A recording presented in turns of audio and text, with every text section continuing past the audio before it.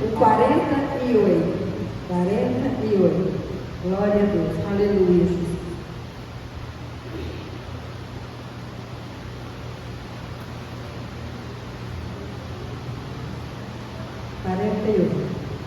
Quando lá do céu descendo para o céu Jesus voltar, o clarim de Deus a todos proclamar, que chegou o grande dia do triunfo do meu rei, e por sua imensa glória lá estarei. Quando enfim chegar o dia do triunfo do meu rei, quando enfim chegar o dia, pela graça de Jesus eu lá estarei. Nesse dia, quantos mortos hão de ver a voz de Deus ouvir, e dos seus discípulos hão de ressurgir. Os remidos reunidos logo o aclamarão, e por sua imensa graça lá estarei. Quando enfim chegar o dia do triunfo do meu rei, quando enfim chegar o dia, pela graça de Jesus eu lá estarei. Pelo mundo rejeitado foi Jesus meu Salvador, desprezaram e insultaram meu Senhor. Mas quando foi o dia do triunfo do meu rei, e por sua imensa graça lá estarei. Quando enfim chegar o dia do triunfo do meu rei, quando enfim chegar o dia, pela graça de Jesus eu lá estarei.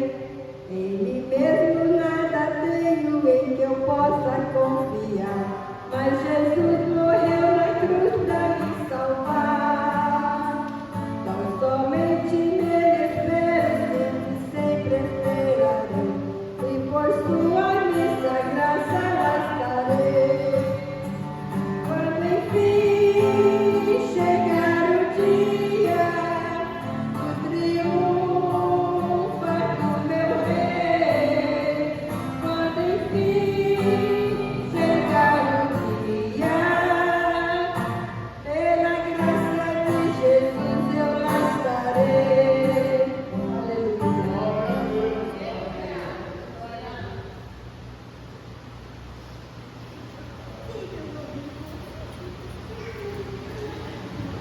Glória a Deus. Vamos, irmãos de pé, vamos estar abrindo as nossas Bíblias em Apocalipse capítulo 3. Glória a Jesus. Estamos quase encerrando, estamos na sexta igreja, a igreja de Filadélfia. Estamos aprendendo sobre as 7 igrejas, as 7 cartas à igreja que estavam na Ásia. Amém? Apocalipse capítulo 3, do versículo 7 em diante, fala sobre a carta à igreja de Filadélfia. A carta à igreja de Filadélfia. Glória a Jesus. Ao anjo da igreja em Filadélfia escreve: estas coisas diz o santo, o verdadeiro, aquele que tem a chave de Davi, que abre e ninguém fechará, e que fecha e ninguém abrirá. Eu conheço as tuas obras, eis que tenho posto diante de ti uma porta aberta, a qual ninguém pode fechar, que tem pouca força. Entretanto, guardaste a minha palavra e não negastes o meu nome. Eis que farei que alguns que são da sinagoga de Satanás, desses que a si mesmos se declaram judeus e não são, mas mentem, eis que os farei vir e prostração aos teus pés, e conhecer que eu te amei. Porque guardaste a palavra da minha perseverança, também eu te guardarei da hora da provação que há de vir sobre o mundo inteiro, para experimentar os que habitam sobre a terra. Venho sem demora, conserva o que tens, para que ninguém tome a tua coroa. Ao vencedor, falei coluna no santuário do meu Deus, e daí jamais sairá. Gravarei também sobre ele o nome do meu Deus, o nome da cidade do meu Deus, a nova Jerusalém que desce do céu, vinda da parte do meu Deus, o meu novo nome. Quem tem ouvidos, ouça o que o Espírito diz às igrejas. Pode sentar, mantenha sua Bíblia aberta, e nós vamos estar estudando mais uma vez, mais uma carta para a honra e glória do Senhor. Meus irmãos, como nós já havíamos falado no começo, lá na primeira carta de Éfeso, nós informamos que a igreja, as cidades, elas ficavam em sequência, e João, ele escreve as cartas em sequência, conforme Jesus o direciona. E essas cartas, elas têm algumas particularidades, mas também elas têm algumas coisas que são semelhantes. O que é as semelhantes? Jesus geralmente encerra dizendo: quem tem ouvidos, ouça o que o Espírito diz à igreja.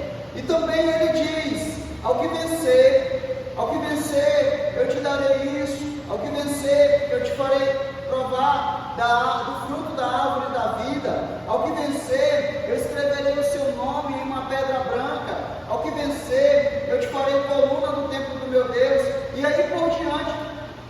Jesus Cristo está mostrando a algumas igrejas, e algumas recebem elogios, críticas, porém duas igrejas, a igreja de Esmirna e a igreja de Filadélfia, que vamos estudar hoje, elas não recebem críticas da parte de Deus.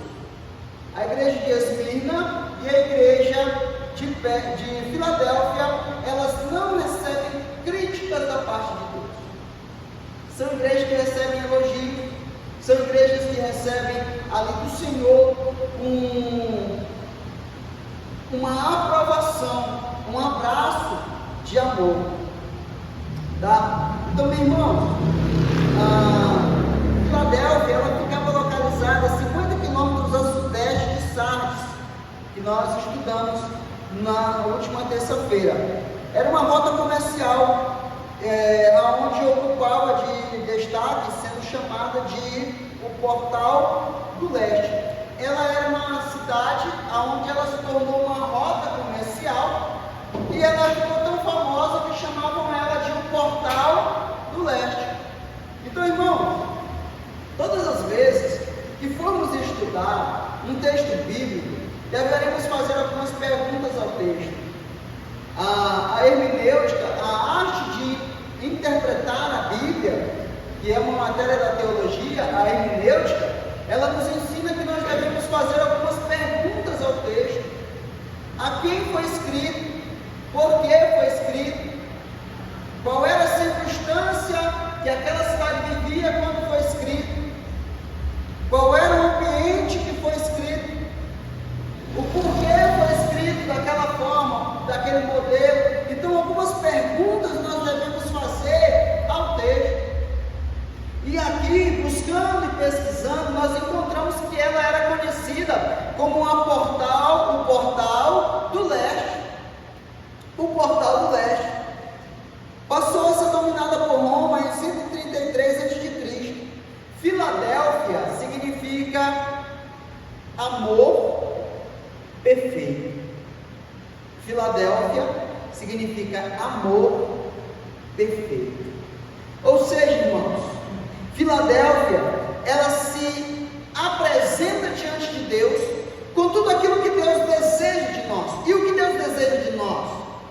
nós tenhamos por Ele um amor perfeito.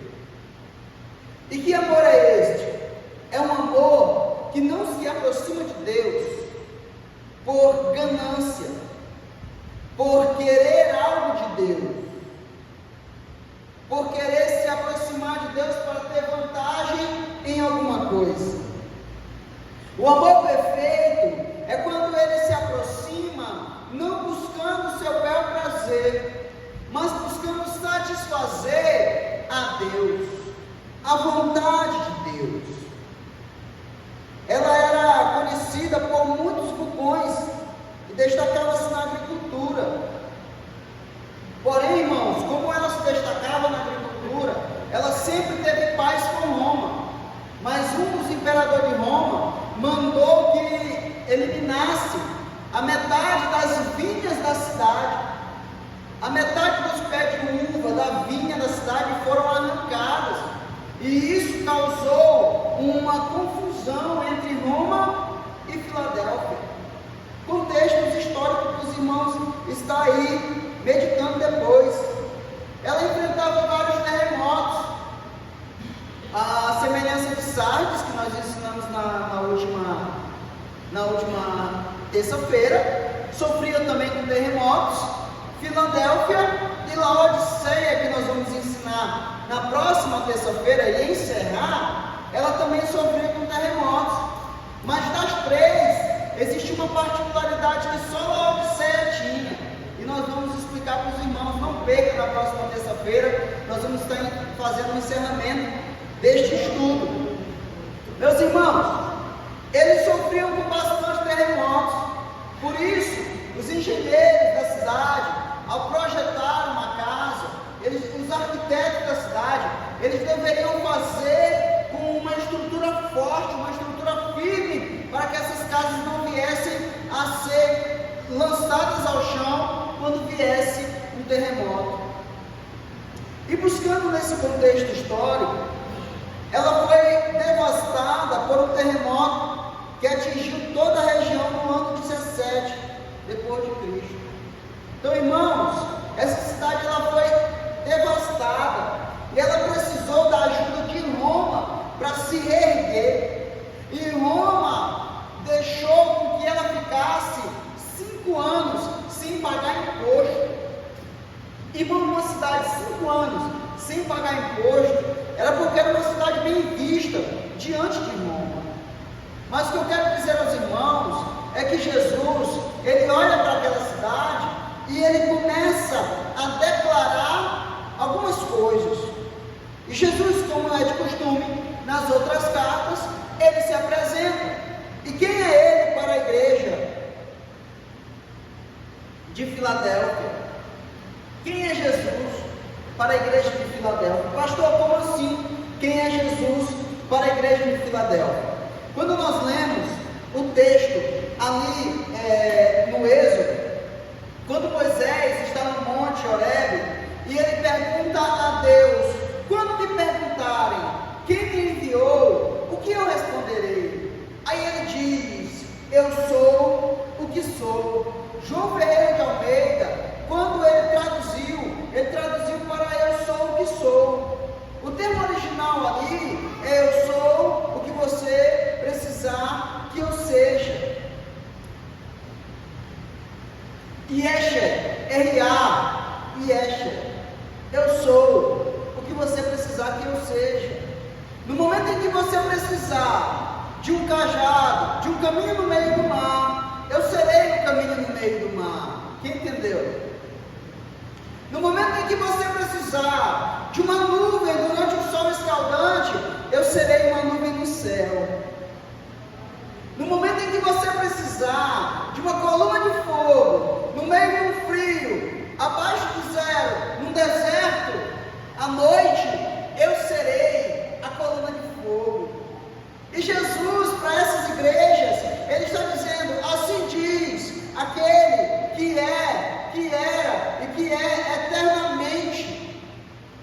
O que ele está dizendo para essas igrejas? Para cada dificuldade de vocês, eu tenho uma solução. Para cada luta que se apresentar, eu tenho uma batalha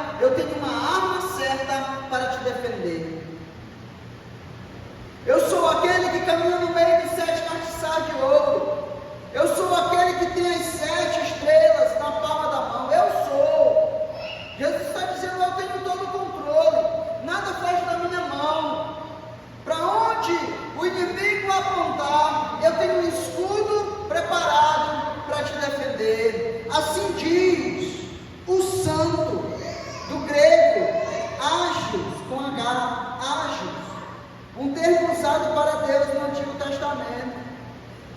Irmãos, quando fala de santo, alguns termos, algumas palavras, usa-se kadosh, separado, mas aqui o termo é ágios. Ele se apresenta não como separado, não como santo, mas ele se apresenta como Deus. Ele diz: eu sou Deus. E o porquê Jesus se apresenta como Deus?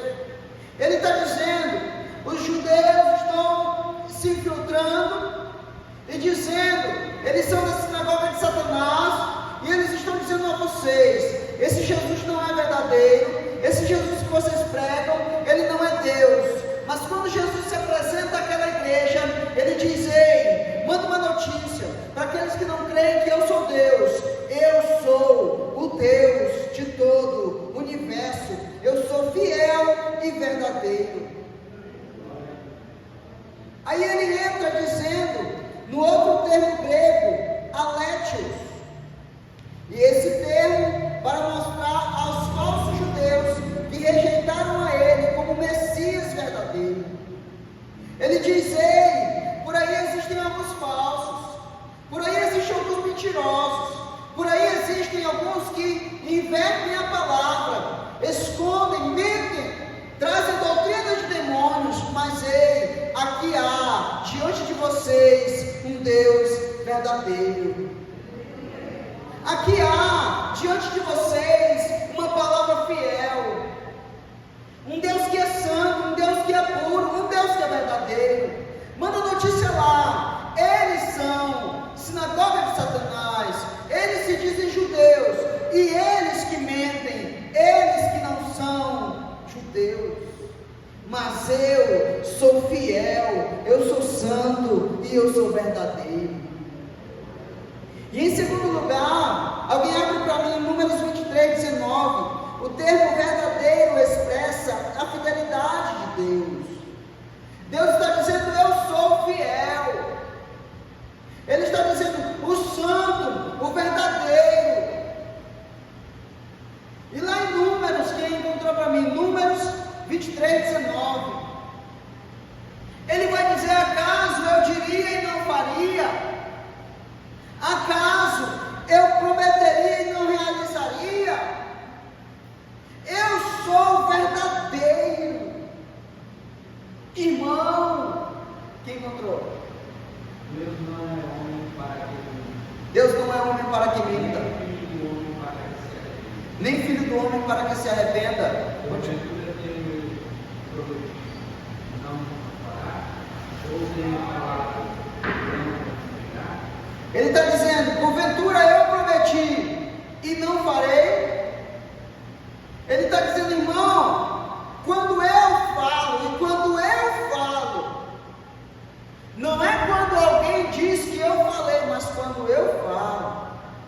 Quando a profecia provém de mim, os céus podem mudar, a terra pode mudar, mas a palavra do Senhor, ela permanecerá fiel. Ele é verdadeiro, ele não mente, ele não é filho do homem para que minta, ele não é filho do homem para que se arrependa. O que ele está dizendo para você? Acredite em mim. Acredite em mim. No mundo, existem muitas mentiras. E hoje, no mundo dos memes, no mundo do Instagram, no mundo do Facebook, virou chocarrice, virou brincadeira falar língua estranha, virou brincadeira profetizar. As pessoas se vestem de pastor, colocam uma gravata, imitam línguas estranhas, imitam profecias, mas ei, o dia do juízo está próximo. Ele é quem diz: eu sou fiel, eu sou santo e verdadeiro. É Ele quem diz: eu não me deixo escarnecer. O que é escarnecer? Eu não deixo que zombem de mim.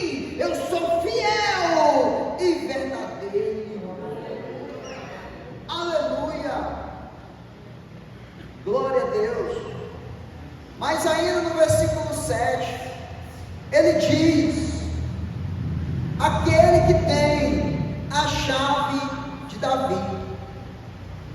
Esse termo também é encontrado em Isaías 22. Quem conta para mim, abra para mim, por favor. Isaías 22, 20 até o 23. Esse termo, ele é usado para ele aqui. Deus diz a ele aqui: eis que eu levantarei o meu servo fiel, e eu lhe darei em sua mão a chave da casa de Davi, a chave de Davi, que abre e ninguém fecha, que fecha e ninguém abre. Está escrito isso ou não? É o que está escrito aí? Isso, Isaías 22, do 20 ao 23.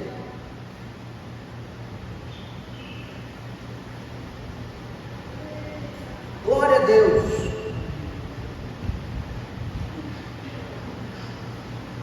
Aleluia. E ele está dizendo: eu tenho a chave, e eu dou a quem quer. O que Deus está dizendo é: a chave está em minha mão, e eu faço dela o que eu quero. Ele diz: eu tenho a chave na mão, e eu tenho a chave de Davi. Ele diz lá em Isaías 22, que ele entrega essa chave na mão de Eliaquim, ou seja, ele é responsável pelo reinado, ele é responsável pela casa de Davi, ele é quem vai abrir e fechar. No primeiro lugar, ele está dizendo, ele faz alusão ao texto de Isaías 22, do 20 ao 23, e ele nos traz essa lembrança, nos dizendo: olha, lembrem do que eu falei lá atrás, que eu entreguei a chave de Davi. Ele diz: eu tenho aquele que tem a chave de Davi. Mas ele diz mais: ele abre e ninguém fecha. Ele deixa claro que não são os judeus que têm a chave do reino, e sim ele.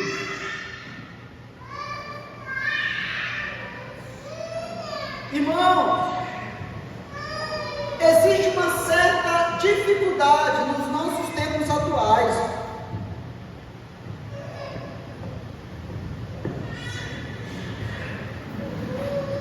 Alguns estão olhando para a igreja do Senhor e estão dizendo: é a minha igreja, é a minha igreja.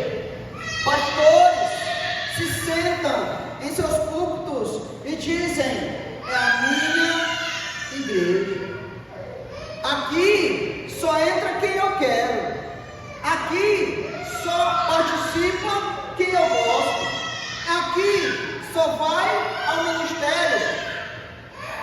Glória a Jesus.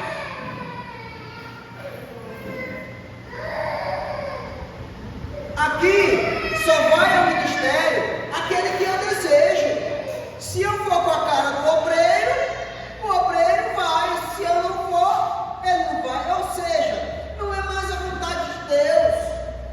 Eles pegaram em suas mãos a chave e disseram: a chave do reino agora é nossa. Os fariseus, os escribas e os fariseus estavam fazendo isso. Eles estavam impondo sobre os ombros do povo uma carga que nem eles davam conta de carregar. É aquele pastor que diz à igreja: se levantem pelas madrugadas para orar, e ele não levanta. É aquele pastor que diz: vocês precisam ir às praças pregar, e ele não vai. É impor um peso sobre o povo que nem ele consegue carregar. E eles estão dizendo: o reino é nosso. O reino dos céus, a chave do reino dos céus está comigo. A chave dos reinos dos céus está comigo. Eu é quem digo que entra no céu e quem não entra. Existem algumas religiões por aí que dizem: só essa igreja vai para o céu. Se não for dessa igreja tal, não vai para o céu. Se não for dessa outra tal, não vai para o céu. Mas Deus está dizendo com todas as letras, dizendo: eu é quem tenho a chave de Davi, eu é quem abro, eu é quem fecho, e se eu abrir, ninguém fecha, e se eu fechar, ninguém abre. Os homens estão se enganando e enganando uns aos outros. Eles dizem que têm visões, eles dizem que Deus revelou a eles um ministério, para aquele ministério, e só eles vão ao céu, mas não é assim que a Bíblia diz. Jesus está dizendo: quem tem a chave na mão sou eu. Sou eu. Sou eu quem tenho a chave do reino dos céus. Esses dias em uma visita eu estava falando, a família dizendo, Jesus Cristo, em João 10, versículo 11, ele diz: eu sou a porta, e quem chegasse a mim entrará, e sairá, e achará pastagem. Entrará, e sairá, e achará pastagem. O que eu entendo com isso? Eu entendo que Deus está dizendo: você será livre. Se quiser entrar, entre. Se quiser sair, saia. Se quiser entrar, entre. Se quiser ficar, fica. Mas se quiser ir, vá. O que eu quero dizer com isso é que a porta hoje ainda está aberta. A porta hoje ainda está aberta. E ele está dizendo: vinde a mim, todos os que estão cansados, sobrecarregados, e eu vos aliviarei. O Pai não trancou a porta ainda. A porta ainda está aberta. Ei, irmão, não sejamos uma igreja inclusivista, que só diz assim: aqui é só nós e nós, não aceitamos mais ninguém. Um grupo fechado, aonde só participa quem a gente vai com a cara. Não é assim. A igreja não é um clube social. A igreja é um centro de reabilitação de seres humanos pecadores. Aleluia. Eu conheço as tuas obras. Ele entra no versículo 8 dizendo: conheço as tuas obras. Eis que tenho posto diante de ti uma porta aberta, a qual ninguém pode fechar. Aleluia. A igreja de Filadélfia, não há repreensões. Uma palavra de encorajamento, uma porta aberta, significa uma oportunidade, ou uma grande oportunidade. Eu tenho posto diante de ti uma porta aberta. Uma porta aberta desde os tempos antigos, hoje também significa, e desde os tempos antigos significava grande oportunidade.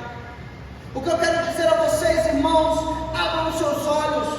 O livro de Isaías diz: porque vocês ainda estão olhando para trás.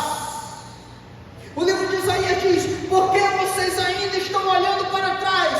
Eis que eu faço coisas novas. Acaso vocês não viram ou não perceberam ainda que eu estou fazendo coisas novas agora? Porque no tempo de Pedro, para de olhar para trás, ele está fazendo coisa nova agora na tua vida. Porque se fosse no tempo de João, para de olhar para trás, ele está fazendo coisas novas hoje na tua vida. Porque Deus usou John Wesley, ele quer te usar como usou John Wesley. Porque Deus usou Charles Haddon Spurgeon, ele quer te usar como ele usou Spurgeon. Ele quer te usar como usou John Knox. Ele quer te usar como um grande evangelista na cidade de Rondonópolis. Deus quer te usar.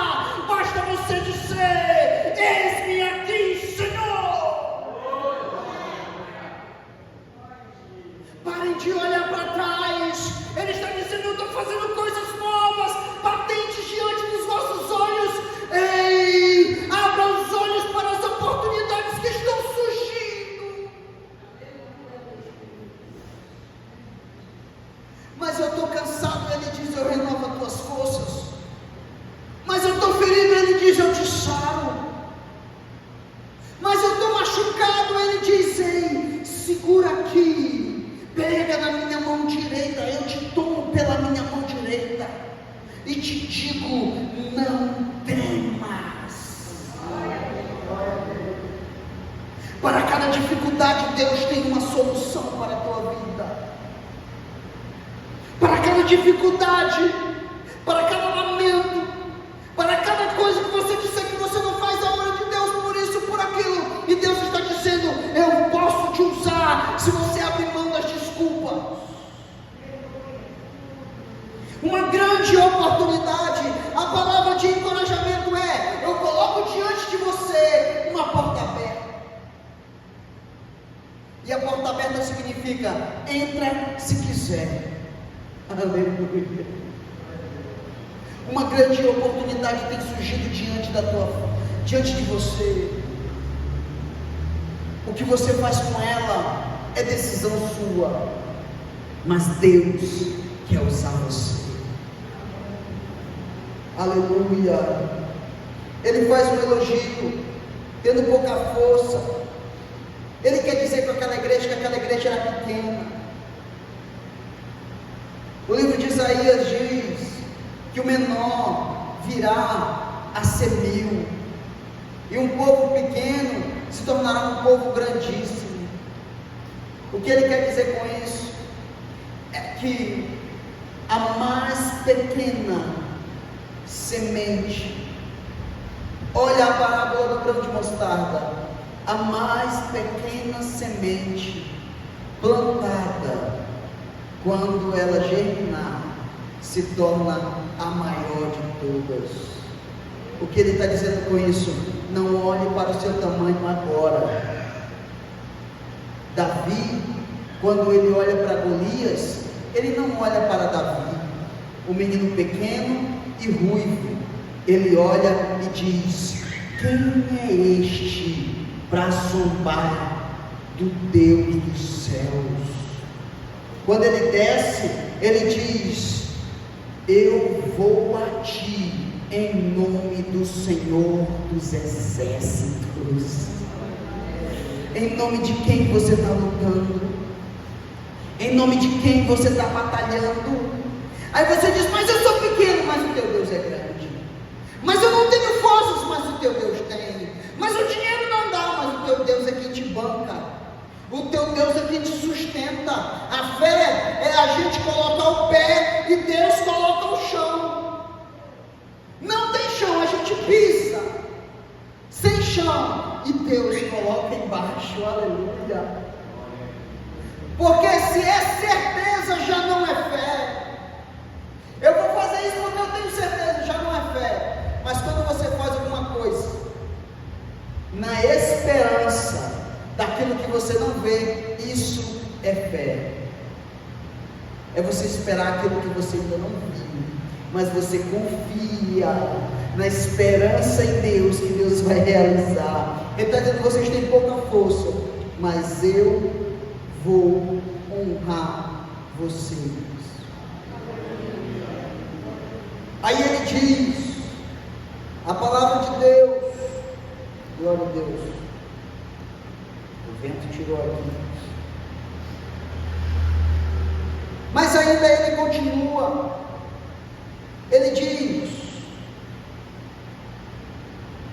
entretanto, guardaste a palavra e não negaste o meu nome. O que ele está dizendo? Que não importa as dificuldades que você passe, por mais que você passe por lutas e tribulações, por mais que você passe por dificuldades, uma coisa: se você guardar, Deus tem compromisso contigo. E o que é, pastor? A palavra. Não negocie a palavra. A palavra é a única coisa que nós não negociamos. Eu abençoarei a igreja, mas para isso você terá que receber um dinheiro por baixo dos panos. Você aceita? Não. Por quê? Porque não podemos negociar a palavra. Não podemos negociar a palavra. A palavra é a única coisa que nós não podemos negociar. E ele diz: vocês têm pouca força, vocês são pobres, vocês são pequenos, mas vocês estão sendo fiel até hoje na minha palavra. não se apartaram da palavra. Tem gente que está com as portas abertas, escancarou as portas e disse: agora pode entrar todo mundo, mas a palavra não diz assim. A palavra diz: vinde a mim todos os que estão cansados e sobrecarregados, e eu vos aliviarei. Porém, neste aliviar, existe uma transformação feita por Jesus. O problema é que as pessoas querem vir para a igreja e permanecer com a cervejinha no final de semana. O problema é que as pessoas querem vir para a igreja e permanecer com a amante. O problema é que as pessoas querem vir para a igreja e permanecer da forma que vieram, da forma que chegaram, e Deus está dizendo: ei, aqui tem que ter transformação, mudança. Guarda a palavra, a porta aqui ainda é estreita. E por que a porta é estreita? Porque pela porta larga passa todo mundo. O pai vem para a igreja e diz: eu vim para a igreja aqui representar a minha família. Aí a pregação lá é: não, que Deus e tal está abençoando tua casa, tua família e tal, mas tua família ficou lá, está vivendo de qualquer jeito. Mas a pregação verdadeira é dizendo: a porta ainda continua estreita. Ninguém alargou a porta, Deus não alargou a porta. E por que a porta é estreita? Porque só entra um de cada vez. Você não pode entrar no céu dizendo: eu estou entrando no céu e pela minha santidade eu carrego a minha esposa. Não tem como. Ele diz: entra você pela porta estreita. Ah, mas eu quero entrar no céu, mas quero levar os meus bens. Não tem como. Entra você e deixa os bens. A porta ainda é estreita, irmãos. Eu vou entrar no céu, mas eu quero entrar e levando meus filhos. Ei, os teus filhos entrarão pelas obras dele, pela fé deles. Você não poderá entrar com eles. A salvação é individual, por isso a porta é estreita. Não entra de qualquer jeito. E as pessoas querem entrar na porta estreita com bagagens. Quem já foi no aeroporto? Quem já viajou de avião? Tem aquela portinha onde tem o sensor, não tem? A bagagem você coloca na esteira e você passa pela porta estreita sozinho, não passa? Você entendeu o que eu quero dizer para você? É que quando você desejar entrar pela porta estreita, você precisa abrir mão da bagagem. Você precisa abrir mão dos vícios. Você precisa abrir mão do pecado. Você precisa abrir mão dos costumes do mundo. Deus está dizendo: a porta continua estreita. Abre mão da bagagem se quiser entrar pela porta estreita. Aí ele diz, ele faz uma promessa de reconhecimento. Ele diz: eu farei que alguns dos que são da sinagoga de Satanás, desses que a si mesmos se declaram judeus e não são, mas mentem, eis que eu os farei vir e prostrar-se aos teus pés e conhecer que eu te amei. Irmãos, quando eu li isso aqui, eu me alegrei. Por quê? Porque Deus, ele está dizendo: eu vou honrar a fé de vocês. Pastor, mas ele estava falando para a igreja de Filadélfia. Irmão, pega para ti. Deus está dizendo: irmã Deusdete, eu vou honrar a sua fé. Irmã Maria, eu vou honrar a sua fé. Irmã Ana, eu vou honrar a sua fé. Irmã Nicélia, eu vou honrar a sua fé. Irmãos obreiros, eu vou honrar a fé de vocês. Eu vou honrar vocês. Aí ele diz mais: e virão até você e prostrar-se aos seus pés. Irmão, tem muita gente que diz assim: está vendo como na Bíblia diz que o povo vai ter que me aplaudir? Não é isso que a Bíblia está dizendo aqui não, irmão. O que a Bíblia está dizendo então, pastor? Que pelo teu testemunho, que pelo teu caráter cristão, que pela tua verdade, que pelo teu empenho, pela tua honestidade, pelo jeito que você é na empresa, pelo jeito que você é em casa, pelo jeito que você é na rua, as pessoas olharão para você e dirão: eu quero ir e servir o mesmo Deus que ele serve. E saberão que eu te amei. Quando Deus honrar vocês, as pessoas olharão e dirão: realmente Deus ama ele. O pai desprezou, a mãe desprezou, a igreja expulsou. Porque tem muita gente por aí que a igreja expulsou. E encontraram um abrigo em Deus. Não se afastaram de Deus. E Deus está dizendo: saberão, olharão para ti, quando eu te abençoar, quando eu te honrar, quando eu levantar a tua cabeça, olharão para ti e dirão: infelizmente eu fui um dos que jogou pedra nele, eu fui um dos que jogou pedra nela, mas agora eu vejo que Deus amou, que Deus o amou, pela fé que você manteve, pela esperança que habita no teu coração. Deus está dizendo: saberão que eu te amo. Irmão, a maior marca que um crente pode carregar é a marca de Jesus Cristo nele. É a marca do amor de Deus em você. Aleluia. Deus está dizendo: eles olharão para ti e dirão: realmente Deus o ama. O mundo desprezou, o mundo caluniou, mas ele se manteve firme em Deus, na palavra de Deus, e Deus o amou.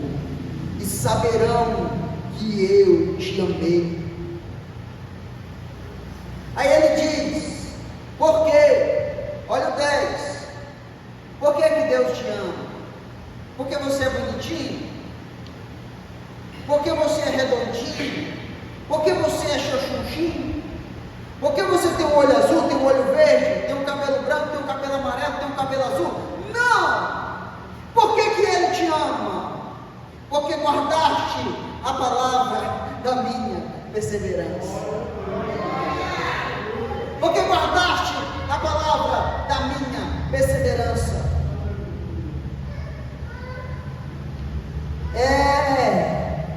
Essa palavra da perseverança é a palavra do Evangelho. Quantos aqui, quando aceitou Jesus, recebeu data de validade? Tem muita gente que recebeu. Aceitou Jesus, fulano de tal, aceitou. Não deu nem uma semana para ele. Teve gente aqui, não teve? Recebeu uma data de validade. O mundo colocou uma data de validade em você. Aí Deus está dizendo: porque você perseverou, aí você venceu a primeira semana. Aí dizer: rapaz, venceu a semana, não dou nem um mês para ele. Aí você venceu um mês. Esse aí é só chegar o carnaval, ele se desvia. Aí chegou o carnaval e você continuou perseverando em Deus. Aleluia. Mas esse aí não aguenta o São João. Chegou o São João e você continuou na presença de Deus. Aí sabe o que o povo fez? Eles desistiram e disseram: eu não tenho mais prazo de validade para ele, porque ele é perseverante em Deus. Aleluia.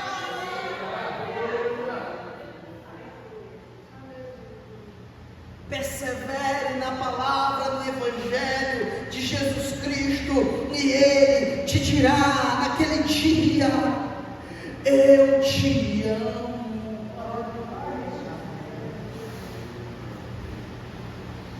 O mundo não conhece o teu coração, mas Deus conhece. É difícil, é trabalhoso, não é fácil ser crente. Não é fácil numa terça-feira que você passou o dia todo trabalhando no sol escaldante e vir aqui na terça-feira à noite ouvir a pregação da palavra de Deus. Não é fácil. Não é fácil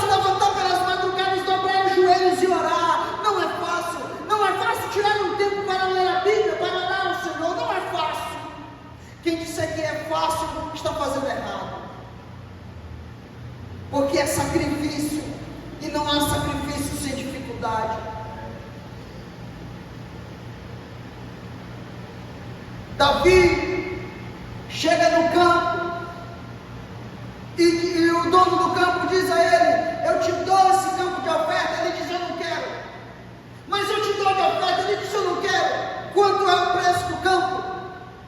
É tanto, eu pago, porque eu não quero oferecer nada diante do meu Deus que não me custe nada.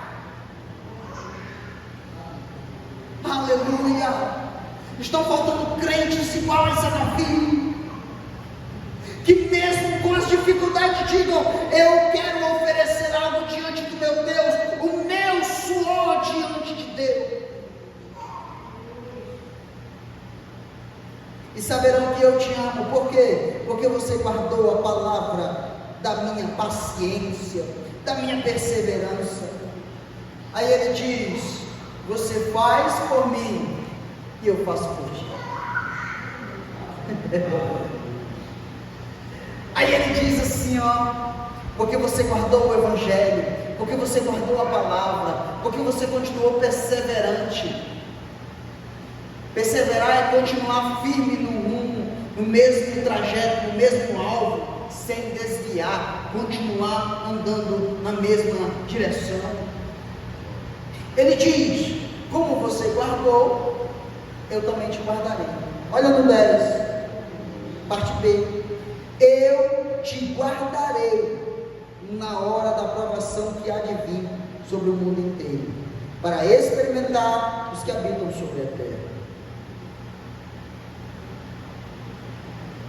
Que palavra é essa, pastor?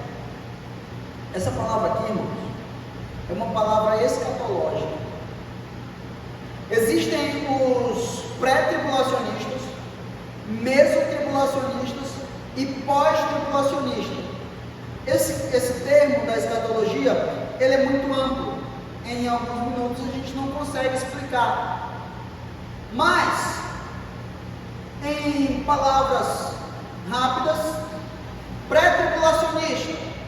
O que é pré-tribulacionista? Tribulacionista vem de tribulação, da grande tribulação, que há de vir sobre a terra. 7 anos de grande tribulação. Todo mundo sabe? Pré-tribulacionista. Acreditamos que a igreja do Senhor será arrebatada antes do início da grande tribulação. Mesotribulacionista. Eles acreditam que passará 3 anos e meio, e no meio dos 3 anos e meio, Deus arrebatará a sua igreja, e ela será levada no meio da grande tribulação. 3 anos e meio passará, e ela será levada. Pós-tribulacionista acredita que a igreja será levada depois da grande tribulação. Nós, assembleanos, nós somos pré-tribulacionistas. Nós cremos que a igreja não passará pela grande tribulação. E aqui Deus está prometendo, dizendo: assim como você guardou o meu evangelho, eu não deixarei que você passe pela grande tribulação que há de vir sobre a terra para testar, para tentar todos os homens. Eu não te entregarei na mão da besta, eu não te entregarei na mão de Satanás. Ele está dizendo: eu te guardarei. Eu expliquei aqui na outra terça-feira o que é guardar. Eu te guardarei. A Bíblia diz que aquele que habita na sombra do Onipotente, aquele que habita no esconderijo do Altíssimo, a sombra do Onipotente descansará. Mas para que você venha descansar na sombra do Onipotente, você tem que habitar no esconderijo do Altíssimo. Não existe promessa sem propósito. Como assim, pastor? Tem gente que diz: eu vou receber a minha bênção, mas eu vou viver do jeito que eu quero. Não, tem processo. Você quer habitar no esconderijo do Altíssimo? Quer? Quero. Você quer descansar à sombra do Onipotente? Quero. Então primeiro habite no esconderijo do Altíssimo. Vem para o esconderijo do Altíssimo. Os irmãos estão entendendo? O Senhor é meu pastor, nada me faltará. Para que nada te falte, primeiro, Ele tem que ser o teu pastor. Tem gente que diz, eu quero prosperidade, mas não quero pastor. Não tem. Tem não, irmão. Esse negócio que Deus abençoa o povo de qualquer jeito é balela, é conversa. Você quer a bênção? Primeiro aceite o abençoador. Tem gente que quer a bênção, mas não quer o abençoador. Mas para que nada te falte, primeiro, Ele tem que ser o teu pastor. E o que é isso? Você tem que obedecer regra. Tem hora para entrar no aprisco, tem hora para comer, tem hora para ir para o campo, e tem hora para voltar. Você não pode andar de qualquer jeito. Agora você tem pastor, e tem gente que quer andar de qualquer jeito, e está dizendo, o Senhor é meu pastor, nada me faltará. Não, Ele não é o teu pastor não. Você continua sendo bode, você nunca foi ovelha. Bode é que o povo solta e ele come até toco. Se deixar ele come até pedra. Se botar um óculos verde, ele come pedra, achando que é grama. Bode é bicho ruim. Mas se você é ovelha, não. O pastor manda, você vai. O pastor diz, você faz. Ele está dizendo, o Senhor é o meu pastor, de nada eu tenho falta. Por quê? Porque Ele supre as minhas necessidades. Amém? Vamos continuar, para não fugir do assunto. Uma admoestação. Vamos para o 11. Olha o que ele diz no 11. Venham sem demora. Ponto. Tem um ponto aí ou não? Vem sem demora. Acabou. Ah, mas está demorando. Eu venho sem demora. Ah, mas faz tempo que vocês estão pregando isso. Eu venho sem demora. O que é isso? Ele está anunciando a brevidade. Sem demora aqui é tacho. Rapidamente, velozmente, sem atraso. Deixa eu ver se dá tempo. Dá tempo. Vou explicar para vocês. Eu já expliquei para vocês o que é Kairos. Kairos? Não? Vou explicar agora. Nós vivemos no Cronos. Alguém sabe o que é Cronos? Cronos é unidade de tempo guardada pelo homem. Qual é o nosso Cronos? Milênio, séculos, décadas, anos. Aí vem semanas, meses, semanas, dias, horas, minutos, segundos e milésimos de segundos. Esse é o Cronos. É o tempo do homem. Mas Deus obedece o tempo do homem. Deus anda por um calendário que o homem criou. Quem acha? Não. Deus é guiado, Ele tem o seu próprio tempo. O Kairos. O que é o tempo de Deus? Um dia para Deus é como 1000 anos, e 1000 anos como um dia. Quem já ouviu essa palavra? O que quer dizer isso? É que para Deus, tanto faz se a gente está marcando 10 anos. Para Ele, é como 1000 anos e como um dia. Ele não faz diferença. Por quê? Porque Ele não está debaixo, Ele não está sob o tempo humano. Quem está entendendo? Ele tem o tempo dele. Aí alguém diz, mas está demorando tantos anos para ele vir. Não, ele não se atrasou no tempo que ele determinou. Ele diz, venho sem demora. 1000 anos como um dia. Ele está dizendo, cedo venho, brevemente virei a ti. O que ele está dizendo para você? Eu não marquei hora nem data para que você não cochile. As 10 virgens, quantas dormiram? Todas dormiram.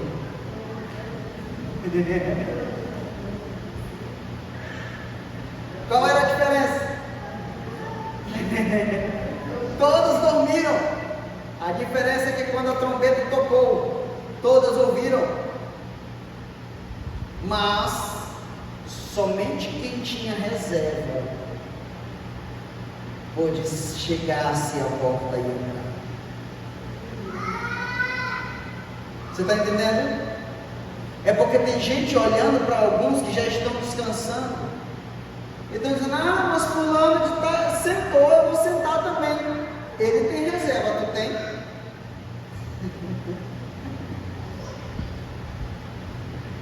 Esse ser vem. Aí ele diz: guarda o que você tem. Presta aí. Saí de casa e não vi que eu estava sem azeite. Aí ele diz: guarda o que tu tem, que tu vai ficar sem, se tu der o teu. Aí ela diz: vão aos que vendem. Irmão, azeite significa unção. O mago chegou para os discípulos e disse assim: me vende aí, quanto que vocês querem para eu impor a mão na cabeça das pessoas e as pessoas serem batizadas com o Espírito Santo? Aí eles olharam para ele e disseram: tu quer trocar por preço? Tu quer pôr preço no dom de Deus? Irmão, unção não se vende, não se negocia, não se troca. Elas vão igual, são loucas mesmo, atrás de unção a preço, e não tem, irmão. Procuraram e voltaram. A Bíblia diz que elas voltaram com azeite, sim ou não? Não. A Bíblia diz que elas chegaram desesperadas, batendo na porta, porque não encontraram ninguém que possa vender azeite, porque o único detentor dos dons é o Espírito Santo de Deus, e ele não é comprável, ele não é subornável, não tem como você suborná-lo. Aí a Bíblia diz: guarda o que tem, para que ninguém tome a tua coroa. O que eu te dei, guarda. Ah, mas eu gosto tanto de fulano. Deus, eu posso levar Ló? Abraão perguntou para Deus? Não, porque ele gostava muito de Ló. Mas a bênção não veio na casa de Abraão enquanto Ló não saiu de pé. Sai da tua casa, da tua parentela e vai para uma terra que eu te mostrarei. Enquanto Abraão estava debaixo da desobediência, Deus não honrou. Deus está dizendo: guarda o que você tem, guarda o que você tem, guarda o que eu te dei. É presente, presente não se dá para ninguém. Quer ver alguém ficar chateado? A mulher já vai atravessar. É você dar um presente e aquela pessoa pega o seu presente e dá para outra pessoa. Quando eu era novo no casamento, eu fiz isso, irmão. Até hoje ela lembra. Irmão, guarda o que tem, para que ninguém tome a tua coroa. No intuito, às vezes, a gente, no intuito de salvar alguém, a gente cai com ele. Conheça a ti mesmo. Uma vez, jovem, líder de jovens, pregando, e uma jovem chegou para mim e perguntou: me tira uma dúvida. Eu disse: fale. Ela disse: eu tive um sonho, e eu tenho um namorado que ele não é crente, e nesse sonho eu jogava a rede, e na rede eu pegava ele na rede de tarrafa e tentava puxar ele para cima, e não conseguia, e caía na água. Eu olhei para ela e disse: olha, você quer mesmo a interpretação do sonho? Ela disse: quero. Eu disse: larga ele, ou ele vai fazer você desviar também. Ela: não, mas eu gosto muito dele. Resultado: quem acerta? Ele desviou ela, irmão. Deus estava avisando ela, mas Deus não obriga ninguém a ficar. A porta está aberta. A porta está aberta. Ele te avisa: olha, não vai. Você quer ir? Tchau. Está aberta. Amém, irmão? Eis que cedo venho, guarda o que tem, manter cuidadosamente, fielmente. Aí no 12 e no 13, olha o que ele diz: ao vencedor, falei coluna do santuário do meu Deus, e daí já não mais sairá. O que Deus está dizendo? Você terá morada garantida. Você será coluna. O que é coluna? Sustentação, força. Você será uma das forças. Irmão, você sabe o que é que mais me entristece? É ter que pregar para a gente que já deveria ser coluna. O cabo é obreiro, o cabo conhece a Bíblia, é teólogo, é estudioso da palavra de Deus, louva bem, canta bem, prega bem, mas está desviado. Ele já deveria estar ganhando pessoas, ele já deveria ser coluna para sustentar pessoas, mas ainda é peso para os outros carregar. É mais fácil você pregar para alguém que nunca ouviu o Evangelho de Cristo, do que você pregar para alguém que já esteve aqui entre nós e saiu. O pródigo é o mais difícil de você ganhar para ele voltar para casa, porque o pródigo precisa voltar por ele mesmo. A ovelha perdida você vai buscar porque ela se perdeu por inocência. Quem está aí comigo? Aí a ovelha perdida você vai buscar porque ela se perdeu por inocência. A dracma você resgata dentro da igreja porque ela se perdeu por descuido da liderança, dos seus líderes que deveriam aconselhá-la. Mas o pródigo, a ovelha perdida, o pastor deixa os 99 e vai buscar. A dracma, a mulher limpa a casa e resgata a dracma dentro de casa que está perdida dentro da igreja. Mas o pródigo, o pai não sai de casa, o irmão não vai lá buscar, ninguém vai. Por quê? Porque ele foi porque quis, volta quando quiser. Foi por desobediência, e ele voltará quando se arrepender, quando ele cair em si. Eu posso pregar para ele, evangelizar ele todo dia, mandar uma mensagem, orar por ele, e ele não se arrepende, porque ele tem que cair em si. O que é cair em si? Cair na real. Rapaz, na casa do pai eu tinha tudo. Você pode dizer para ele: rapaz, na casa do pai é bom. Ele vai dizer: não, não é bom não. Mas quando ele cair em si, ele diz: realmente, na casa do pai eu tinha tudo. Então, irmãos, coluna, segurança, estabilidade. Aí ele diz: escreverei sobre ele o nome do meu Deus. Eu falei sobre isso no domingo. Escreverei sobre ele o nome do meu Deus. Ou seja, você será a patente de Deus. Você será carimbado por Deus, enquanto outros serão carimbados na testa. Pela besta, você foi selado com o selo do Espírito Santo de Deus. Você foi marcado, selado para o dia do arrebatamento. Ele escreverá em você o nome dele. Ele é fiel, aleluia. Propriedade exclusiva do Deus vivo. O nome da cidade do meu Deus. Irmãos, você é...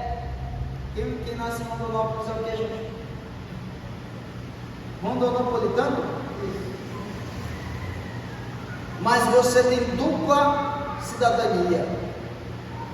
Como assim, pastor? Você tem dupla cidadania. A primeira é que você que nasceu aqui em Rondonópolis. A segunda, você é cidadão dos céus. Aleluia. Se coloca de pé, vamos estar orando, encerrando.